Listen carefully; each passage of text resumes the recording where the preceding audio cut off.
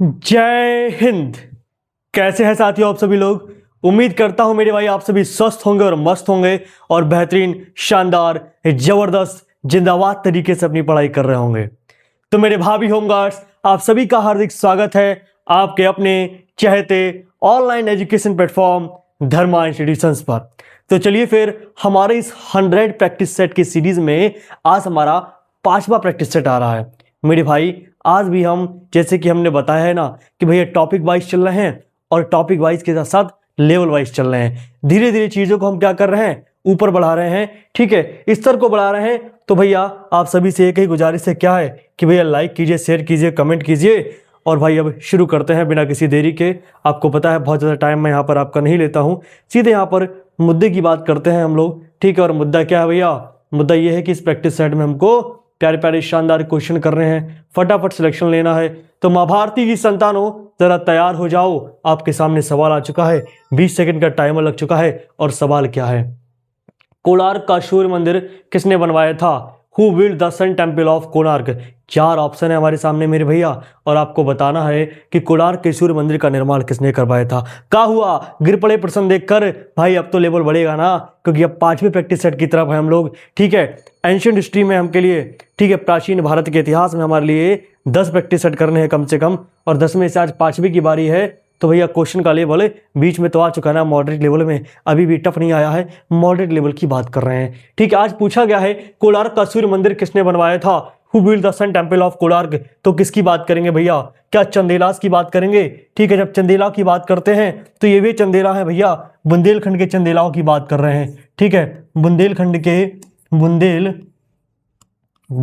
के चंदेलाओं की जब बात करते हैं तो आपको याद आना चाहिए कि खजुराहो के मंदिर का निर्माण, ठीक है, खजुराहो, ठीक है, खजुराहो के मंदिरों का निर्माण किसने करवाया? खजुराहो के मंदिरों का निर्माण किसने करवाया? ठीक है, तो भैया किसने करवाया? बुंदेलखंड के चंदेलाओं ने कराया। आपको याद रखना पड़ेगा। कल के दिन अगर आपसे पूछ ले कि भैया गुप्त वंश ने कौन कौन से मंदिर प्रमुख बनवाए हैं, तो आपको याद आना चाहिए उत्तर प्रदेश के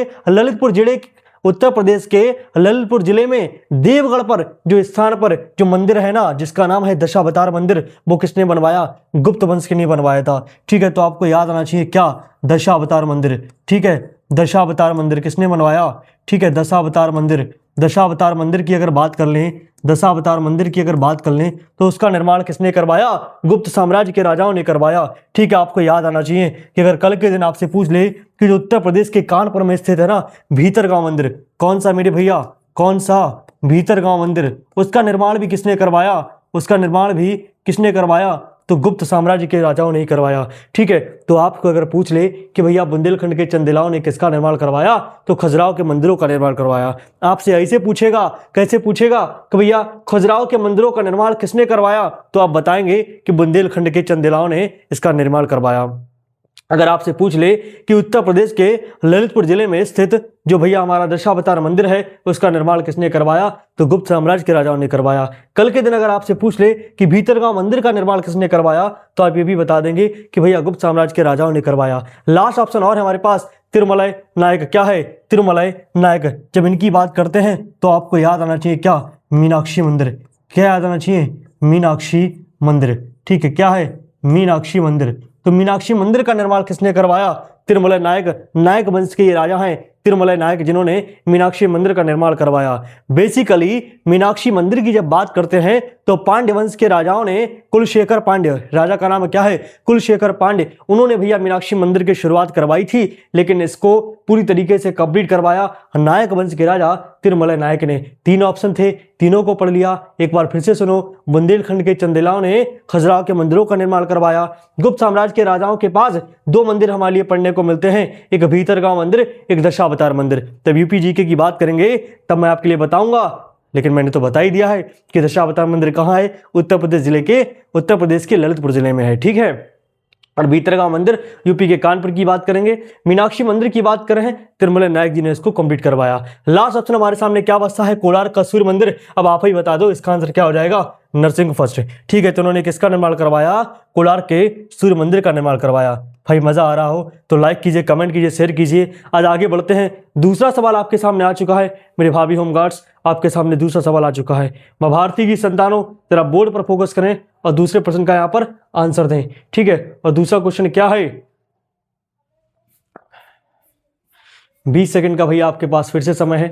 20 सेकंड में आप इस प्रश्न को पढ़ें और प्यारा प्यारा यहां पर जवाब दें, ठीक है। कितना भैया, 20 सेकंड का आपके पास टाइम है, टाइमर लगा हुआ है। मधुबन शिलालेख किसके शासनकाल में बनवाया गया था? Under whose rule Madhuban inscription was made. आपसे पूछा गया है कि मधुबन शिलालेख का निर्माण किस राजा के समय हुआ था। आपके सामने फिर से 4 ऑप्शन है, स्कंदगुप्त, पुलकेशिन सेकंड, हर्षवर्धन, चंद्रगुप्त सेकंड। 4 प्यारे प्यारे ऑप्शन हैं, भैया जवाब दीजिए, ठीक है। जवाब में आपके सामने क्या आ रहा है? क्या स्कंदगुप्त ने बनवाया?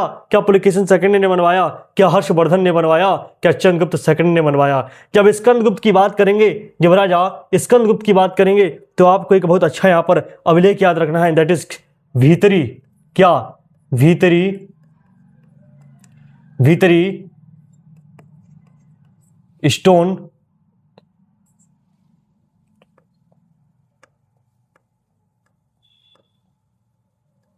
भीतरी रॉक इंस्क्रिप्शन। क्या है? भीतरी रॉक इंस्क्रिप्शन, भीतरी शिलालेख, ठीक। जब आपसे भीतरी शिलालेख की बात करेगा तब आप कहां जाओगे? आप राजा स्कंदगुप्त के पास जाओगे। ये भीतरी शिलालेख वही है जो यूपी के गाजीपुर में है, ठीक है। स्कंदगुप्त की बात कर रहे हैं, भीतरी रॉक इंस्क्रिप्शन। आज पुलकेशिन सेकंड की जब बात करते हैं, कल के दिन अगर आपसे पूछ ले कि पुलकेशिन सेकंड से रिलेटेड कौन सा यहाँ पर इंस्क्रिप्शन है, कौन सा यहाँ पर अभिलेख है जो राजा पुलकेशिन सेकंड से बिलोंग करता है, तो आप किसकी बात करोगे? आप बात करोगे अयोल इंस्क्रिप्शन। किसकी बात करोगे? आप बात करोगे अयोल इंस्क्रिप्शन, ठीक है। आप बात करोगे अयोल अभिलेख की बात करेंगे, ठीक। किसकी बात करेंगे? अयोल अभिलेख की बात करेंगे, ठीक है। अगर आपसे पूछ ले कि भैया किसके टाइम पे यहां पर मधुबन शिलालेख बनवाया गया था, तो आप क्या जवाब दे पाओगे? आप राजा हर्षवर्धन की बात करोगे। किसकी बात करोगे? राजा हर्षवर्धन की आज बात करोगे आप, जब आपसे ऐसा प्यारा सा सवाल पूछा जाएगा। और राजा हर्षवर्धन से रिलेटेड बांसखेड़ा अभिलेख भी है जो उत्तर प्रदेश के शहीदों की नगरी शाहजहांपुर में पड़ता है, ठीक है। बांसखेड़ा अभिलेख वो किससे रिलेटेड है भैया? वो मेरे भाई किससे रिलेटेड है? वो भी राजा हर्षवर्धन से ही तो रिलेटेड है। क्या है? उत्तर प्रदेश का बांसखेड़ा अभिलेख, और या फिर वो हमारा उत्तर प्रदेश का मधुबन अभिलेख, ठीक है। एक मिनट रुको जरा, ठीक है। उत्तर प्रदेश का मधुबन अभिलेख हो या चाहे बांसखेड़ा अभिलेख हो, ठीक है, ये भी आपको अच्छे से याद कर लेना है। आज किसकी बात करेंगे? और बात करेंगे भैया चंद्रगुप्त सेकंड की। एक नाम और दिख रहा है चंद्रगुप्त सेकंड, जिसको विक्रमादित्य कहते हैं, ठीक है। क्या उससे रिलेटेड कोई इंस्क्रिप्शन है? हाँ बिल्कुल है, ठीक है। कौन सा है? एक मिनट, ठीक है। उससे रिलेटेड कौन सा है? उससे रिलेटेड है मेहरौली, ठीक है।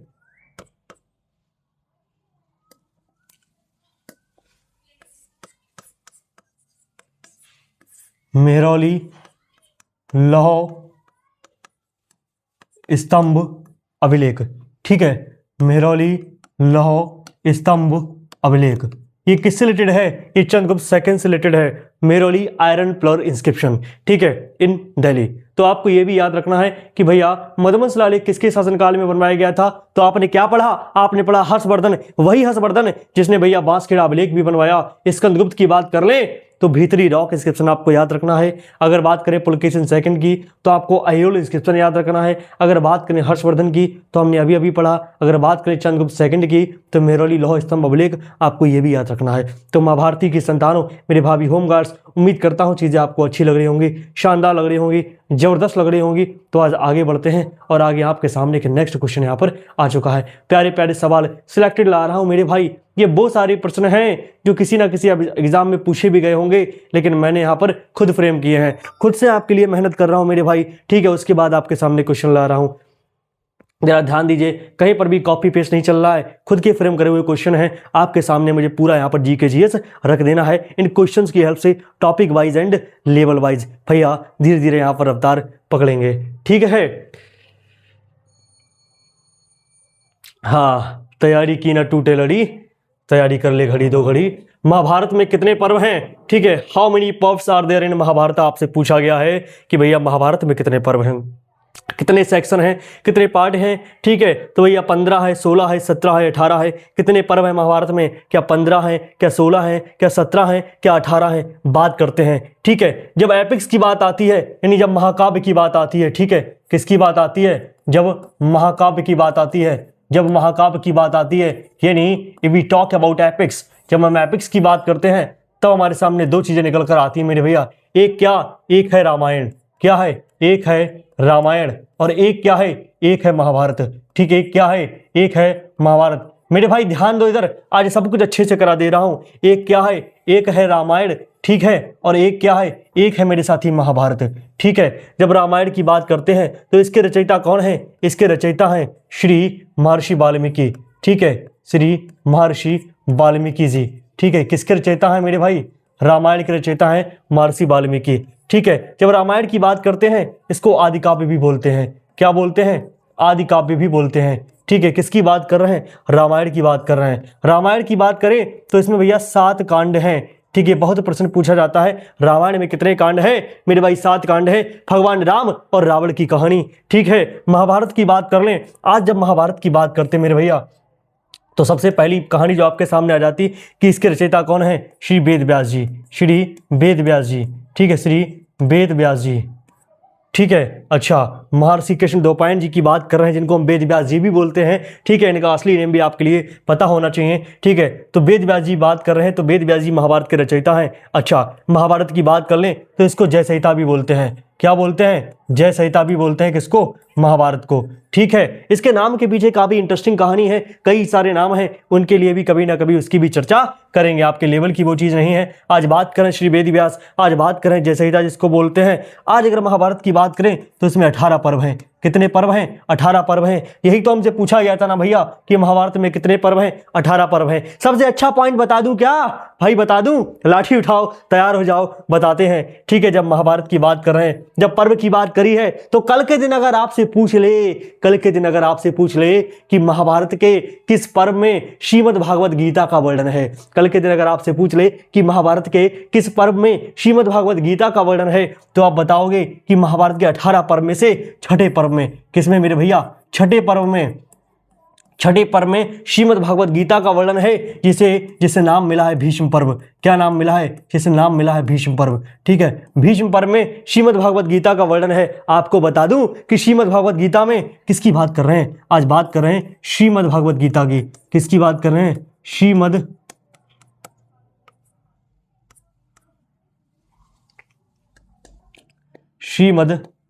भगवत गीता,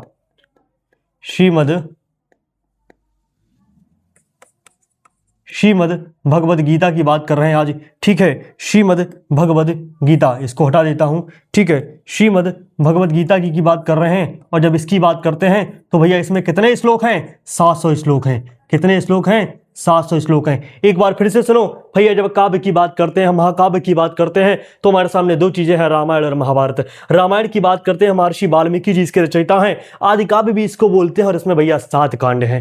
जब महाभारत की बात करते हैं तो श्री वेद व्यास जी इसके रचयिता हैं, इसको जय संहिता भी बोलते हैं। 18 पर्व हैं, 18 पर्व में से छठे पर्व जिसको भीष्म पर्व कहते हैं, उसी में श्रीमद् भगवद गीता का वर्णन है। श्रीमद् भगवद गीता उसी में है जिसमें 700 श्लोक हैं। और आपके लिए बता दूं कि 18 पर्व में सबसे लंबा पर्व यही है जो छठा पर्व है, ठीक है। तो भाई क्या मजा आया, क्या इंटरेस्टिंग आया, तो भाभी होमगार्ड्स जरा वीडियो को लाइक कर दीजिए, ठीक है। आगे बढ़ते हैं, आज हमारे सामने नेक्स्ट सवाल आ चुका है भाई, कुछ छोड़ने वाले नहीं है, एक से एक अच्छी चीज, एक से एक तगड़ी चीज, एक से एक इंटरेस्टिंग चीज आपके लिए बताने वाले हैं। वो सारी चीजें जिन पे मैं काम कर रहा हूं, जिन पे मैं मेहनत कर रहा हूं, आपके सामने ला रहा हूं मेरे भैया, कहीं से कॉपी पेस्ट नहीं है, अपनी मेहनत है, और आपके लिए सिलेक्शन के लिए ये सब कुछ करना पड़ रहा है। मैं तैयार हूं, आप भी तैयार हो जाओ, अगले प्रश्न का जवाब दो। आईवीसी बोले तो सिंधु घाटी सभ्यता, इंडस वैली सिविलाइजेशन, ठीक है। इंडस वैली सिविलाइजेशन की किस साइट से हमें एक पंक्ति में 6 अन्न भंडार मिले? From which site of IVC we found 6 granaries in a row. एक ही पंक्ति में 6 अनाज भंडारण है, एक ही पंक्ति में 6 यहाँ पर कुटियां मान लो, ठीक है, 6 कमरे जहां अनाज भंडार कर रहे हैं। क्या हड़प्पा है, क्या मोहनजोदड़ो है, क्या लोथल है, क्या कालीबंगा है? हड़प्पा, मोहनजोदड़ो, लोथल एंड कालीबंगन, ठीक है। तो भैया इनमें से कौन सा जवाब हो जाएगा, जरा बात करते हैं। जब हड़प्पा की बात करते हैं, किसकी बात करते हैं, जरा मैं यहाँ लिख दूं प्यार से, चलो यहीं लिख देते हैं प्यार से। किसकी बात कर रहे हैं, आज हड़प्पा की बात कर रहे हैं। किसकी बात कर रहे हैं, हड़प्पा की।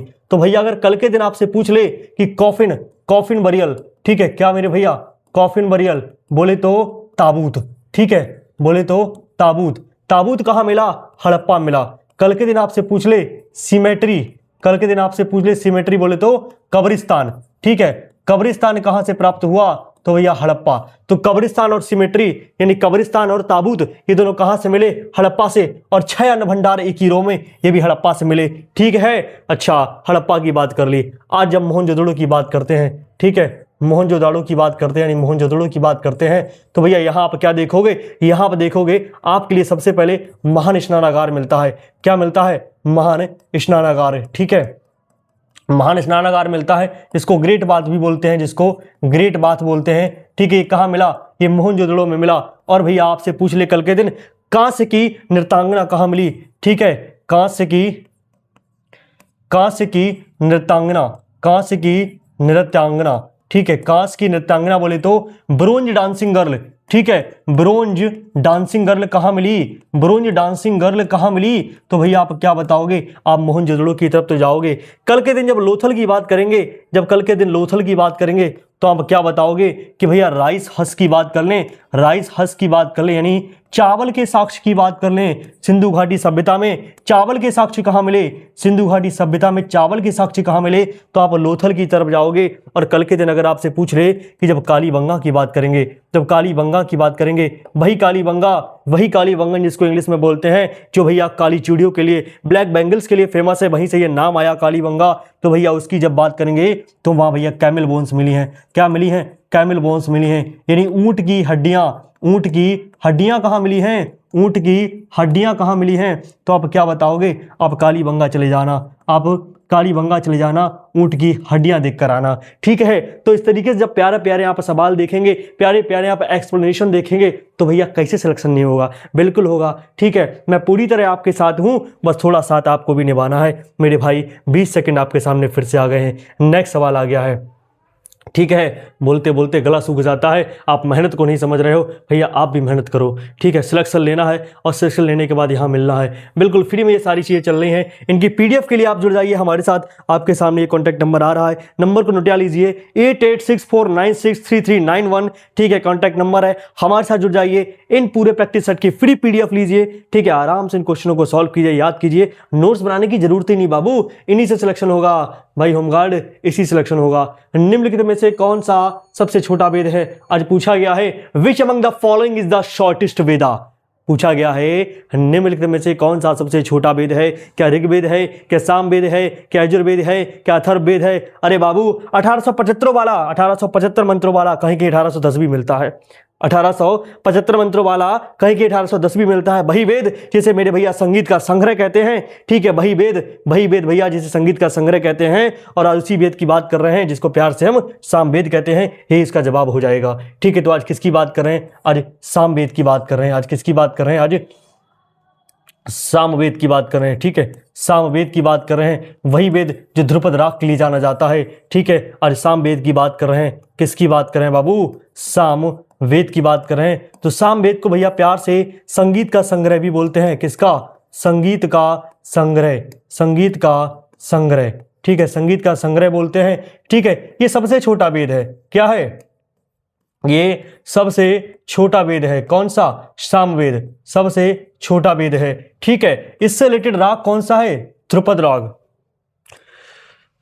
कल के दिन अगर आपसे पूछ ले कि भैया ध्रुपद राग जो है वो कौन से वेद से है, तो ध्रुपद राग सामवेद से यहाँ पर उल्लेखित मिलता है, ठीक है। सबसे छोटा वेद है, संगीत का संग्रह बोलते हैं, और यहाँ पर ध्रुपद राग इससे रिलेटेड है। अगर कल के दिन पूछ ले कि इसको गाने वालों को, इसके छंद को गाने वालों को क्या कहते हैं, तो भैया उद्गाता कहते हैं, या मेरे भैया उद्गात्री कहते हैं, या उद्गात्री कहते हैं, ठीक है, उद्गाता या उद्गात्री। तो भैया इसके छंद को गायन करने वालों को उद्गाता या उद्गात्री बोलते हैं। ध्रुपद राग का यहाँ पर इससे संबंध मिल जाता है। ठीक है, सबसे छोटा मेरे भाई ये वेद है। ठीक है, और संगीत का संग्रह भी इसी के लिए बोलते हैं, किसके लिए? सामवेद के लिए। इसके पास अपने मंत्र बहुत कम है, ज्यादा ज्यादा मंत्र ऋग्वेद से लिए गए हैं। ठीक है, तो भाई उम्मीद करता हूं सवाल अच्छा लगा होगा। आगे बढ़ते हैं। 20 सेकंड आपके पास फिर से आ गए हैं साथी। 20 सेकंड में आपको जवाब देना है।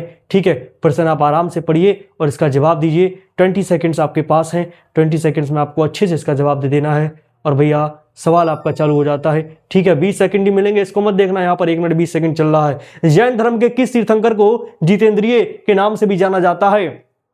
Which Tirthankara of Jainism is also known as Jitendriya? Lord Mahavira, lord Rishabhdev, lord Ajitnath, lord Parshvanath. ठीक है, किसकी बात कर रहे हैं? आज बात कर रहे हैं जैन धर्म के किस तीर्थंकर को जितेंद्रिय के नाम से भी जाना जाता है। ठीक है, तो भैया जब इस तरीके से प्यारा प्यारा सवाल आ जाए तो आप क्या जवाब दे दोगे? आप जवाब दे दोगे जैन धर्म के 24वें तीर्थंकर जिनका जन्म बिहार के वैशाली में होता है, 540 या 599 ईसा पूर्व की ये बात होती है, जिनके पिताजी का नाम सिद्धार्थ है, जिनकी माता का नाम त्रिशला है। ठीक है, जो 30 साल की उम्र में गृह त्याग करते हैं, 42 साल की उम्र में निरंजना या फल्गु नदी के किनारे साल वृक्ष के नीचे जिनको ज्ञान की प्राप्ति होती है, आज इन्हीं भगवान महावीर की बात कर रहे हैं। और जब भगवान महावीर की बात करते हैं तो बोलो हर हर महादेव। भैया 20 Tirthankara of Jainism is also known as Jitendriya, lord Mahavir, भगवान महावीर की बात कर रहे हैं। ठीक है, भगवान महावीर की बात कर रहे हैं, भगवान महावीर की बात कर रहे हैं, भगवान महावीर की बात कर रहे हैं। ठीक है, भगवान महावीर की बात कर रहे हैं। तो भगवान महावीर की जब बात करें भैया तो इनको एक तो अरिहंत भी बोलते हैं। क्या बोलते हैं? अरिहंत भी बोलते हैं। ठीक है, क्या बोलते हैं? अरिहंत। एक जितेंद्रिय यहाँ पर पूछा ही गया है। ठीक है, ये मेरे भैया 24वें तीर्थंकर थे, ये 24वें तीर्थंकर थे। ठीक है, ये 24वें तीर्थंकर थे। अच्छा, ठीक है। अच्छा, भगवान महावीर का जन्म कहाँ हुआ है? वैशाली, वैशाली। ठीक है, वैशाली जो कि बिहार में है। ठीक है, कुंडग्राम। ठीक है, वैशाली बिहार, कुंडग्राम। अच्छा, अब इनको ज्ञान की प्राप्ति कहाँ हुई? इनको ज्ञान की प्राप्ति कहाँ हुई? ठीक है, कब हुई? कब मतलब किस उम्र में? ठीक है, उम्र की बात करते हैं। ठीक है, कौन सी नदी के किनारे हुई? कौन सी नदी के किनारे हुई? ये सारे प्रश्न आप बताएंगे, ये हम कई दफा यहाँ पर बता चुके हैं। चलिए फिर आज आगे बढ़ते हैं। अच्छा, भगवान ऋषभदेव की जब बात कर लें तो इनका जन्म अयोध्या में होता है। ठीक है, और भगवान पार्श्वनाथ की बात कर लें, इनका जन्म बनारस में होता है। ये पहले तीर्थंकर हैं और ये मेरे भैया 23वें तीर्थंकर हैं। ठीक है, अब आगे बढ़ते हैं। आगे आपके लिए आज 20 सेकंड फिर से मेरे भैया आ गए हैं।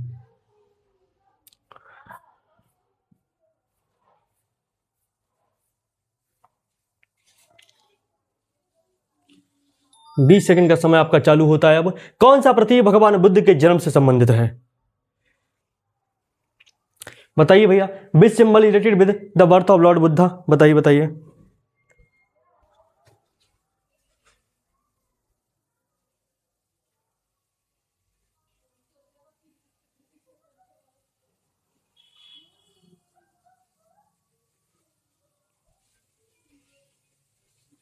हाँ भाई, चलिए फिर शुरू करते हैं। कहाँ थे? ठीक है, कौन सा प्रतीक भगवान बुद्ध के जन्म से संबंधित है? जब इस तरीके से आपसे सवाल पूछा जाएगा कि विच symbol is related with the birth of Lord Buddha, क्या हॉर्स, क्या लोटस एंड बुल, क्या बोधि ट्री, क्या व्हील? मतलब क्या यहाँ पर ऑप्शन की अगर बात कर लें, थोड़ा अगर हिंदी में चर्चा कर लें तो यहाँ पर पहला ऑप्शन घोड़ा हो जाएगा, दूसरा कमल और बैल हो जाएगा, तीसरा यहाँ पर बोधि वृक्ष हो जाएगा और चौथा यहाँ पर चक्र या पहिया।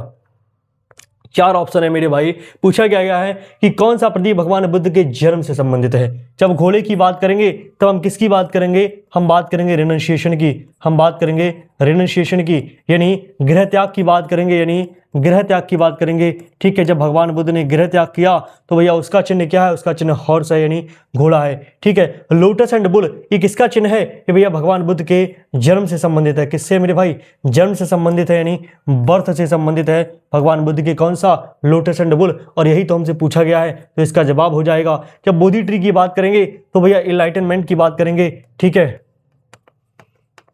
यानी ज्ञान की बात करेंगे। जब भगवान बुद्ध को ज्ञान की प्राप्ति होती है, जब भगवान बुद्ध को ज्ञान की प्राप्ति होती है तो भैया उसका चिन्ह क्या हो जाएगा?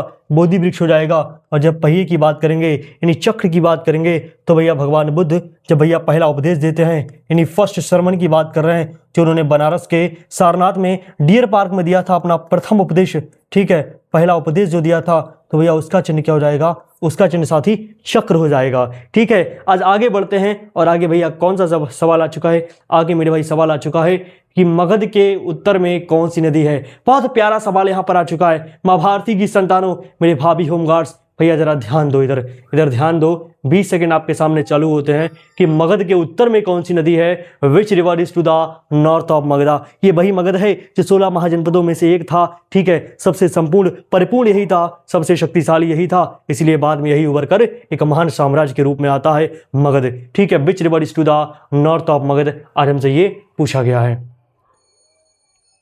ठीक है, तो मगध के उत्तर में कौन सी नदी है, यहां पर ये हमसे पूछा गया है। आज किसकी बात कर लेते हैं, आज साथी मगध की बात कर लेते हैं। किसकी बात कर रहे हैं आज, मगध की यहां पर बात कर लेते हैं। आज मगध की यहां पर बात कर लेते हैं। जब मेरे भाई मगध की बात करेंगे ना, तो जब हम उत्तर की बात करेंगे, जब हम उत्तर की बात करेंगे तो मगध के उत्तर में आपको गंगा नदी मिलेगी। ठीक है, गंगा नदी मिलेगी, वही गंगा जो भैया उत्तराखंड के यहाँ पर गंगोत्री से जो भागीरथी के रूप में निकलती है। देवप्रयाग में अलकनंदा और भागीरथी मिलकर गंगा बनाते हैं। वही गंगा जिसे 2008 में राष्ट्रीय नदी यहाँ पर घोषित किया गया, माना गया, स्वीकारा गया, तो भैया उन्हीं गंगा जी की बात करेंगे आज। ठीक है, तो गंगा नदी मगध के उत्तर में है। ठीक है, जब यहाँ पर पूर्व की बात करते हैं, जब यहाँ पर पूर्व की बात करते हैं तो आपको ईस्ट में कौन सी नदी मिलेगी, ईस्ट में आपके लिए चंपा नदी मिलेगी। कौन सी, चंपा नदी। ठीक है, ईस्ट में आपके लिए यानी पूर्व में आपके लिए चंपा नदी मिलेगी। मगध के जब भैया दक्षिण की बात करते हैं, मगध के भैया जब दक्षिण की बात करते हैं तो जब आप दक्षिण में आओगे तो दक्षिण में आपके लिए विंध्य पर्वत मिलेंगे। ठीक है, क्या मिलेगा मेरे भैया, विंध्य पर्वत। ठीक है, मगध के दक्षिण में आपके लिए विंध्य पर्वत मिलेंगे। ठीक है, मगध के दक्षिण में आपके लिए विंध्य पर्वत मिलेंगे। और जब भैया आप मगध के पश्चिम की बात करोगे यानी वेस्ट की बात करोगे, ठीक है, जब मगध के पश्चिम की बात करोगे यानी वेस्ट की जब बात करोगे मेरे भाई, तो मगध के पश्चिम में आपके लिए क्या मिलेगा, मगध के पश्चिम में आपके लिए सोन नदी मिलेगी। कौन सी नदी, सोन नदी। ठीक है, मगध के पश्चिम में सोन नदी। तो आपने देख लिया कि भैया मगध के उत्तर में गंगा नदी है, मगध के पूर्व में चंपा नदी है, मगध के दक्षिण में विंध्य पर्वत है, मगध के यहाँ पर पश्चिम में सोन नदी है। पूछा क्या गया है, उत्तर में कौन सी नदी है साथी, गंगा हो जाएगी। कौन सी हो जाएगी, गंगा हो जाएगी। ठीक है, सोन कहाँ हो जाएगी अभी बताया, पश्चिम में, चंपा कहाँ, पूरब में, और भैया विंध्य पर्वत कहाँ हो जाएंगे, दक्षिण में। यमुना की यहाँ पर बात नहीं होगी। आगे बढ़ते हैं, आगे हमसे आज क्या पूछा गया है, आज आगे हमसे क्या पूछा गया भैया, आप ही बताओ कि अश्वघोष किस शासक के दरबार में रहता था। ठीक है, अश्वघोष किस शासक के दरबार में रहता था। प्यारे प्यारे यहाँ पर सवाल लेकर आ रहा हूँ साथी। ठीक है, 20 सेकंड आपके सामने हैं। अश्वघोष lived in the court of which ruler, Akbar, Ashoka, Kanishka, Samudragupta. अश्वघोष किसके दरबार में रहता था, अकबर या अशोक के या कनिष्क के या समुद्रगुप्त के। आज कितना प्यारा सवाल आपके सामने मैं लेकर आया हूं, ये आप ही बताएंगे, ये मैं बताने वाला नहीं हूं। ठीक है,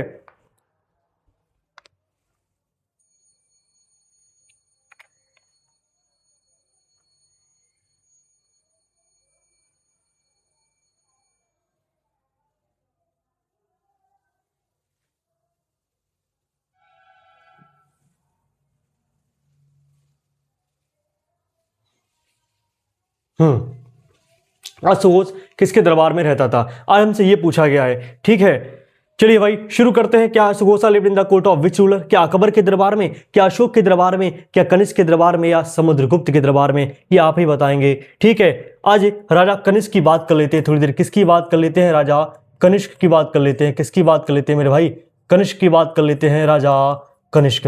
वही कनिष्क जिसकी दूसरी राजधानी मथुरा भी थी। ठीक है, वही कनिष्क जिसकी दूसरी राजधानी मथुरा भी थी। जब कनिष्क की बात करते हैं तो कनिष्क के दरबार में एक नागा अर्जुन भी रहते थे। कौन, नागा अर्जुन। ठीक है, कनिष्क के दरबार में नागा अर्जुन रहते थे। ये वही नागा अर्जुन जिन्हें भारतीय आइंस्टीन भी कहा जाता है, जिन्हें भारत का आइंस्टीन कहा जाता है। ठीक है, भारत का आइंस्टीन कहा जाता है किसके लिए, नागा अर्जुन के लिए। वही नागा अर्जुन जिन्होंने सापेक्षता का सिद्धांत दिया था, सापेक्षता का सिद्धांत दिया था। किसका मेरे भैया, सापेक्षता का सिद्धांत दिया था। ठीक है, किसका, सापेक्षता का सिद्धांत दिया था, यानी थ्योरी ऑफ रिलेटिविटी। किसने मेरे भैया, नागार्जुन ने। ये कनिष्क के टाइम में कनिष्क के दरबार में रहते थे। ठीक है, आज कनिष्क के दरबार में एक अश्वघोष भी रहते थे। कौन मेरे भाई, अश्वघोष। ठीक है, ये वही अश्वघोष हैं जिन्होंने बुद्ध चरिता की रचना करी। किसकी मेरे भैया, बुद्ध चरिता। बुद्ध चरिता किसने लिखी, अश्वघोष ने लिखी। ठीक है, हर्ष चरिता बाणभट्ट ने लिखी है। बुद्ध चरिता की बात कर रहे हैं तो भैया किसने लिखी, अश्वघोष ने लिखी है। ये कनिष्क के दरबार में रहते थे। ठीक है, आज बात कर लेते हैं एक सुश्रुत की। किसकी बात कर लेते हैं, सुश्रुत।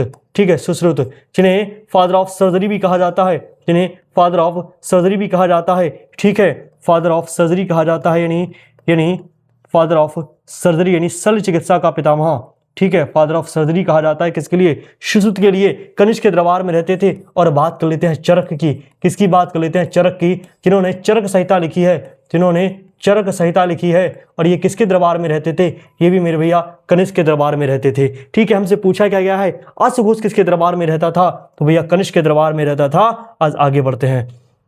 आज आगे हमसे क्या पूछा गया है? आज भैया साथी हमारे सामने नेक्स्ट सवाल क्या आ चुका है? समुद्रगुप्त किस देवता का अनुयायी था? ठीक है, हमसे पूछा गया है कि समुद्रगुप्त किस देवता का अनुयायी था। कल की क्लास में लास्ट क्वेश्चन यही था, जो कि वीडियो अचानक से बंद होने के कारण यहाँ पर रह गया था। ठीक है, पूछा गया है समुद्रगुप्त किस देवता का अनुयायी था? Samudragupta was the follower of which God? क्या लॉर्ड विष्णु का, क्या लॉर्ड रामा का, क्या लॉर्ड शिवा का, क्या लॉर्ड ब्रह्मा का? ठीक है, कितना प्यारा सा हमारे सामने यहाँ पर सवाल आ चुका है मेरे भैया। जवाब दीजिए भाभी होमगार्ड्स, माँ भारती की संतानों, इस प्रश्न का जवाब दें, अच्छे से ध्यान करें। कल मैंने शायद थोड़ा बहुत इसके बारे में हिंट आपके लिए दिया हो। ठीक है, देखते हैं भैया। Samudragupta was the follower of which God? Lord Vishnu, Lord Rama, Lord Shiva, Lord Brahma. आज किसकी बात कर रहे हैं? आज समुद्रगुप्त की बात कर रहे हैं। किसकी बात कर रहे हैं? आज समुद्रगुप्त की बात कर रहे हैं। We are talking about Samudragupta. ठीक है, किसकी बात कर रहे हैं? समुद्रगुप्त की बात कर रहे हैं। समुद्रगुप्त। ठीक है, ये वही समुद्रगुप्त है जिसे VA. Smith, Vincent Arthur Smith ने अपनी पुस्तक अर्ली हिस्ट्री ऑफ इंडिया में क्या कहा है? नेपोलियन ऑफ इंडिया कहा है। क्या कहा है? नेपोलियन ऑफ इंडिया कहा है। किसने कहा है? वी.ए. स्मिथ ने। किसने कहा है? वी.ए. स्मिथ ने समुद्रगुप्त को क्या कहा है? Napoleon of India. ठीक है, नेपोलियन। ठीक है, Napoleon of India, Napoleon of Bharat. मैंने यहाँ पर इंग्लिश में लिख दिया है। ठीक है, ये इंग्लिश हो गया ना, हिंदी ना इंग्लिश। ठीक है, भारत का नेपोलियन वी.ए. स्मिथ ने कहा है। और किसके लिए कहा है? समुद्रगुप्त के लिए कहा है, अपनी पुस्तक अर्ली हिस्ट्री ऑफ इंडिया में कहा है। ठीक है, ये वही समुद्रगुप्त है जिसकी पत्नी का नाम क्या है? ये कई बार पूछा गया है। जिसकी पत्नी का नाम है दत्ता देवी। क्या है? दत्ता देवी। जिसकी पत्नी का नाम है दत्ता देवी। ये वही समुद्रगुप्त है जिसकी पत्नी का नाम क्या है? दत्ता देवी। ये कई बार यहाँ पर पूछा गया है। ठीक है, ये वही समुद्रगुप्त है जिसको बीड़ा बजाना बहुत अच्छे से आता है। क्या आता है? बीड़ा बजाना आता है, बीड़ा वादक है। ठीक है, और वही समुद्रगुप्त है जिसको मेरे भैया कविराज भी कहते हैं। क्या कहते हैं? जिसको कविराज भी कहते हैं। क्या कहते हैं? जिसको कविराज भी कहते हैं। समुद्रगुप्त को क्या कहते हैं? कविराज भी कहते हैं। और भैया प्यार से हमारे प्रश्न का भी जवाब दे दो। ये भैया भगवान विष्णु का भक्त था। किसका था? भगवान विष्णु का यहाँ पर ये भक्त था। किसका था?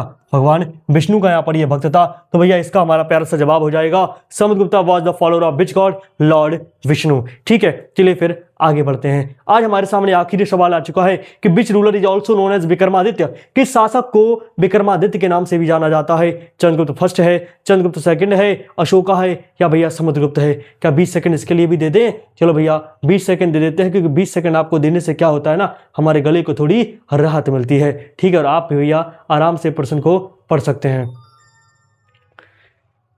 किस शासक को विक्रमादित्य के भी नाम से भी जाना जाता है? Which ruler is also known as Vikramaditya? Chandragupta first, Chandragupta second, Ashoka, या समुद्रगुप्ता? ठीक है, प्यारा सा यहाँ पर सवाल है, जवाब देने की कोशिश कीजिए। मैंने आपसे बार बार कहा है कि भैया इस नंबर को नोट डाउन कर लीजिए। अगर आपको हमारे कोई भी नोट्स PDF इस तरीके से चाहिए, सब कुछ फ्री है होमगार्ड्स के लिए। ठीक है, सब कुछ फ्री है, तो आप भैया यहाँ पर हमसे जुड़ सकते हैं। ठीक है, किस शासक को विक्रमादित्य के भी नाम से जाना जाता है? चलो एक जरा बात कर लेते हैं। क्या बात कर लेते हैं? एक राजा थे समुद्रगुप्त। कौन थे? समुद्रगुप्त।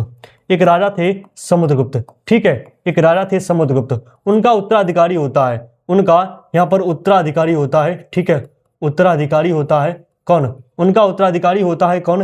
रामगुप्त। कौन होता है? रामगुप्त। ये रामगुप्त उनका उत्तराधिकारी होता है। और रामगुप्त उत्तराधिकारी बनने के बाद, ठीक है, हार जाता है। हार जाता है। ठीक है, हार जाता है। और किससे हार जाता है? शक राजाओं से। ठीक, किनसे? शक राजाओं से। रुद्र सिंह थर्ड की यहां पर आगे चल के हम बात करेंगे। ठीक है, तो भैया शक राजा से ये हार गया, शक राजाओं से ये हार जाता है। और हारने के बाद ये क्या करता है? हारने के बाद ये दे देता है, क्या मेरे भैया? हारने के बाद ये दे देता है, नहीं कि संधि प्रस्ताव करता है पास, और संधि प्रस्ताव में ये अपनी पत्नी को देने की बात कर देता है। ठीक है, क्या बोलता है कि भैया हमारी पत्नी इस संधि में हमसे ले लो। ठीक है, अपनी पत्नी को देने की बात कर लेता है। कौन मेरे भैया? अपनी पत्नी, जिसका नाम क्या है? ध्रुवा देवी। क्या नाम है? ध्रुवा देवी। ठीक है, ध्रुवा देवी को ये देने की बात कर लेता है। कौन मेरे भैया? रामगुप्त। लेकिन जैसे ये बात एक राजा विक्रमादित्य सेकंड की बात कर रहे हैं, एक राजा विक्रमादित्य सेकंड की बात कर लेते हैं। विक्रमादित्य सेकंड की बात कर लेते हैं। जब विक्रमादित्य सेकंड नहीं, क्या बोल दिया मैंने, ठीक है, चंद्रगुप्त सेकंड, ठीक है, चंद्रगुप्त सेकंड की बात कर लेते हैं। आज किसकी बात करेंगे, चंद्रगुप्त सेकंड की बात यहां पर कर लेते हैं। चंद्रगुप्त सेकंड, चंद्रगुप्त सेकंड, जब भैया इनको ये बात पता चलती है तो ये क्या करते हैं, ये ध्रुवा देवी का बेस धारण करके शक राजा के पास पहुंचते हैं और भैया इसको मार देते हैं, इसको ये मार देते हैं। ठीक है, बेसिकली इन्होंने मारा रुद्र सिंह सेकंड को, इन्होंने रुद्र सिंह थर्ड को इन्होंने मार दिया, उसको मार गिराया और उसको मारने के बाद ये रामगुप्त को भी मार देते हैं और मारने के बाद मेरे भैया ध्रुवा देवी से ये शादी कर लेते हैं, ध्रुवा देवी से ये शादी कर लेते हैं। ठीक है, ये शादी कर लेते हैं। ये इतिहास बताना जरूरी था कंसेप्ट जानने के लिए। ठीक है, ये शादी कर लेते हैं। चंद्रगुप्त सेकंड, जिसे विक्रमादित्य भी कहते हैं, उसकी एक पत्नी और थी कुबेर अंगा। ठीक है, एक पत्नी तो ध्रुवा देवी हो गई, ठीक है, कुबेर अंगा भी उसकी पत्नी थी। पूछा गया है विक्रमादित्य के नाम से किसे जानते हैं, तो इसी चंद्रगुप्त सेकंड को हम विक्रमादित्य के नाम से भी जानते हैं। तो साथियों, उम्मीद करता हूं मेरे भैया चीजें अच्छी लगी होंगी, बहुत शानदार लगी होंगी। ठीक है, यहाँ पर और मैंने भगवान महावीर के बारे में यहाँ पर एक पॉइंट थोड़ा गलत बोल दिया था बोलते टाइम। ठीक है, उनको निरंजना या फल्गु नदी नहीं, बेसिकली ऋतुपालिका नदी के किनारे उनको ज्ञान की प्राप्ति होती है। ठीक है, ये भी आप अच्छे से ध्यान कर लेना, उसको करेक्ट कर लेना वहां पर। ठीक है, तो उम्मीद करता हूं चीजें मेरे भाई शानदार लगी होंगी, जबरदस्त लगी होंगी। इनको लाइक कीजिए, कमेंट कीजिए, अपना प्यार दिखाइए, दोस्तों में यहाँ पर शेयर कर दीजिए। और हाँ, यदि आप नए हैं तो हमारे परिवार के साथ आप जुड़ जाइए, क्योंकि आपको जीके जीएस के लिए वन स्टॉप सॉल्यूशन सब कुछ यहीं पर मिलने वाला है, शानदार तरीके से मिलने वाला है और आगे आने वाले बहुत समय तक सब कुछ फ्री रहने वाला है। तो मां भारती की संतानों, मेरे भाभी होमगार्ड्स, लाइक कीजिए, कमेंट कीजिए, शेयर कीजिए, सब्सक्राइब कीजिए और जुड़े रहिए हमारे साथ, आपके अपने परिवार के साथ, धर्मा इंस्टीट्यूशंस के साथ। और हमेशा की तरह लास्ट में कमेंट बॉक्स में लिख दो, भारत माता की जय।